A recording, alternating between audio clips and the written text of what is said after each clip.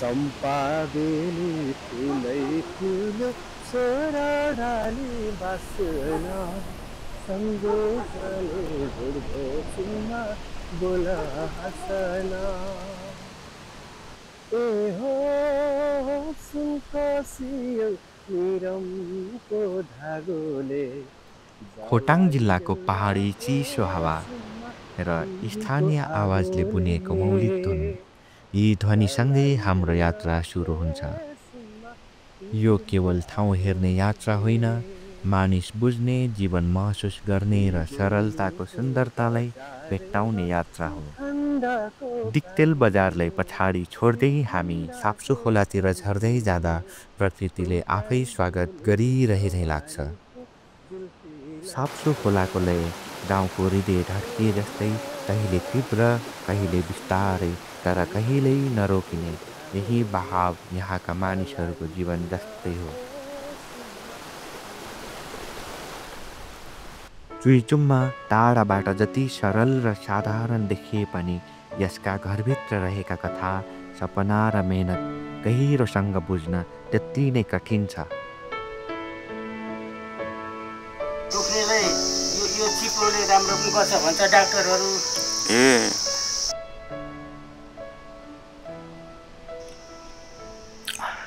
के पछि यो चाहिँ दाल बनाइ खानु कि के? दालमा मिसाउँदा पनि हुन्छ, अनि त्यसै तिन अब भुट्नु बसेर गर्छ त यो मिठो हुन्छ कि यो। यो जति बनाउँदैन पनि पाउँदैन यो। मान्छे कमाइ गर्नु छोड्यो, मान्छे गाउँमा बस्न छोड्यो अनि अब त्यस पछाडि अब जङ्गल बढ्यो।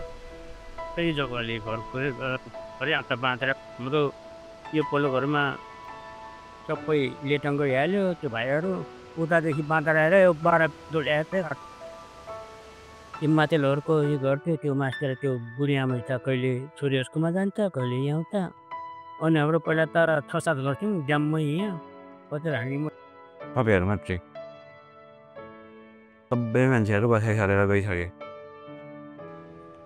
सबै गाउँलेहरूले गाउँ छोडेर गए पनि मूल घरे बुबा भने आफ्नो गाउँ, आफ्नो माटो कहिल्यै नछोड्ने अडानमा हुनुहुन्थ्यो। अरूदेखि त मेरो यो सबै मेरो हो नि। अब यहाँ छोडेर त्यहाँ माथि त्यो शिवकोमा यति आलोमा अब बस्नु जान्छु छ। यो घरले चाहिँ मासेर मेरो यो तपाईँ आफै हुन्छ कि आफै यतिर अरू त छोडिदिनु सक्यौँ। अब 60-70 मरि त घटेको मेरो जानुहुन्छ। त्यसरी बेच्थ्यौँ पनि खान्थ्यौँ पनि। यो चाहिँ मान्छे राख्यो, मान्छे लगाएर बुढाबुढीले बस्छ। बेतला पाउडा ताने अलिअलि पाइन्छ यहाँ हिरे बेतलतिर यो धान उतो पर खौसोदेखि यता तपाईँ यहाँदेखिको तलै बगानी यो कसरी भन्नु त भने अमु पिएको भाइ सोराब्नी तर आज हाम्रो बाबुले आपाले धेर बेचेर कता देशीको जग्गा बेचेर हाम्रो बिराहरू त्यस्तै त सबै हाम्रो बुबासँगको गफमा उत्साह अझै पनि उनको आँखामा प्रष्ट देख्न सकिन्थ्यो। यी खेत र यसमा झुलेका धानका बालाहरू अनि परम्परागत घरहरू केवल बनावट मात्र होइनन्, यी पुस्तौँको पसिना र पहिचानहरू हुन्।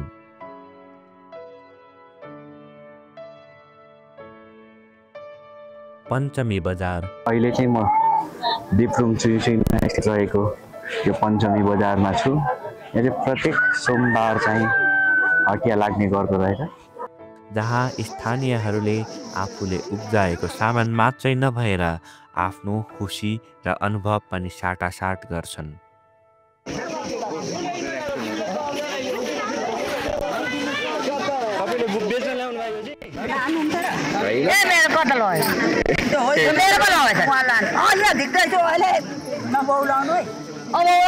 यहाँ मेरो टपका टिपेर लानुभयो। उहाँले भर्खर झिक्नु हुँदैछ यो साग छोडेर अहिले भर्खर तपाईँ यो लिन जानु भएको? ए अन्त यो आमाले साग हेर्नु हुँदै थियो, तपाईँ हुनुहुन्न थियो, कसले बेच्न राखेको भनेर भन्नु हुँदैछ। मैले पदेखि खेल्दिएको त्यसबारी घुजुरा मान्छे छैन अलिक मिलाएर दिनु नै अनि मिलाएको के खान्छ लु लु लु थपिदिएँ लु लैजा ए मेरो तोरौला बुढी कराकी फेरि यो बिसको है होइन भनेको त पोको लिएर हिँडेको पो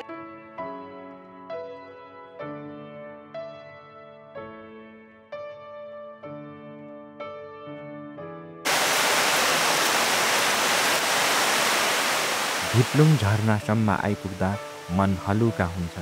माथि शिरबाट बगी आएको कञ्चन पानीले हाम्रो सबै थकान पखालिलान्छ। प्रकृतिसँगको यो शान्त भेट अलग्गै किसिमको महसुस थियो।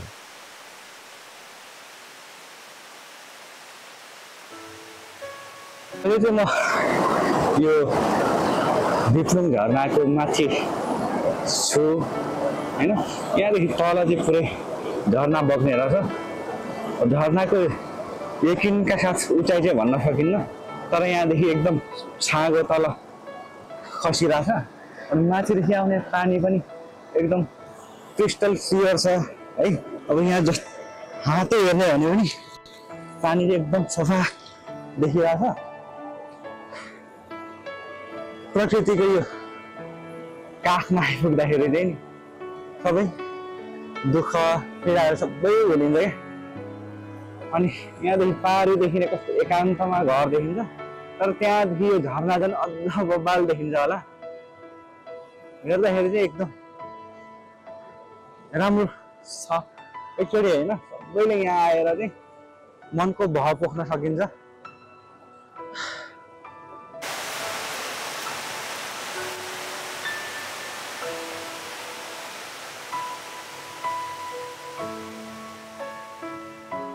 अर्को दिन बिहानै हामी सूर्योदय हेर्न भनेर मैसाङ पुग्छौँ।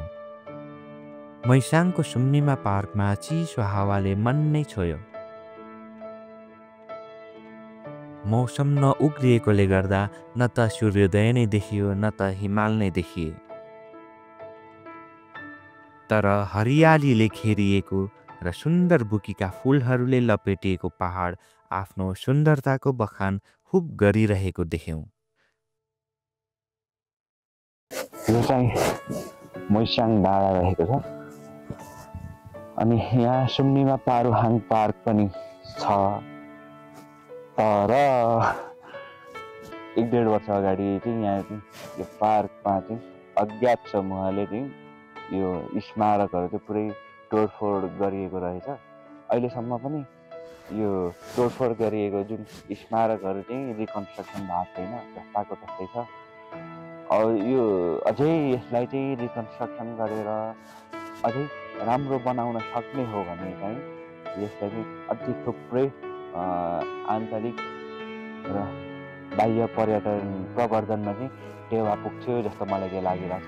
यहाँदेखि देखिने भ्यूहरू चाहिँ एकदम बवाल देखिन्छ कि।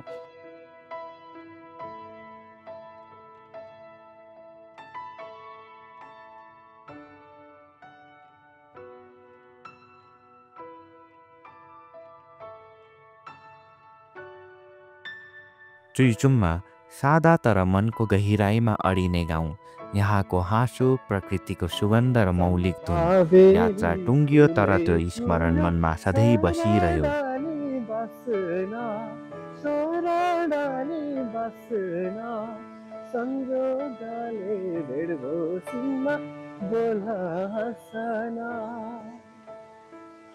संजोगले भेडभूषिमा बोला हसना ए हो सुनकासियो निरमको धागोले जलाइदेऊ न ए सिम्मा निरमको आगोले जलाइदेऊ न ए सिम्मा निरमको आगोले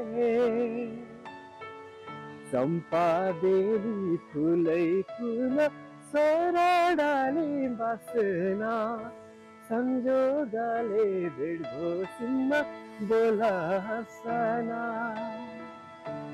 त्यस्तै छ। अब हामी रमाइलो गरिरहेछौँ, यसरी घुमिरहेछौँ। होइन यो झरना घुम्ने सिलसिलामा आज चाहिँ हामी दाइसँग अब भलाकुसारी गर्दै गीत गाउँदै होइन घुमिरहेछौँ होइन दाइ। अनि कस्तो अब कस्तो हुँदैछ त हाम्रो? राम्रो छ, रमाइलो भइरहेको छ। अब विशेष गरी त हाम्रो अक्षय राईलाई चाहिँ धेरै धेरै धन्यवाद छ। धनकुटा जिल्लामा जन्मनु भयो, काठमाडौँमा कर्म ठुलो बनाउँदै यो खोटाङ जिल्लाको दिपुङ सिसिमा गाउँपालिकाको पर्यटकीय स्थल दिपुङ झरनालाई पनि तपाईँको चाहिँ अमूल्य समयलाई थापी राख्दै यो ठाउँसम्म घुम्न आउनुभयो। विशेष तपाईँलाई धेरै धेरै धन्यवाद छ, साथसाथै स्वागत पनि छ। र यो ठाउँमा आएर चाहिँ यसरी हाम्रो दिपुङ सिसिमा गाउँपालिकाको भूगोलको एउटा झरनालाई तपाईँको च्यानलसम्म चाहिँ लगेर तपाईँले चाहिँ सेभ गरिदिनु भयो, कैद गरिदिनु भयो। हामी एकदम खुसी छौँ।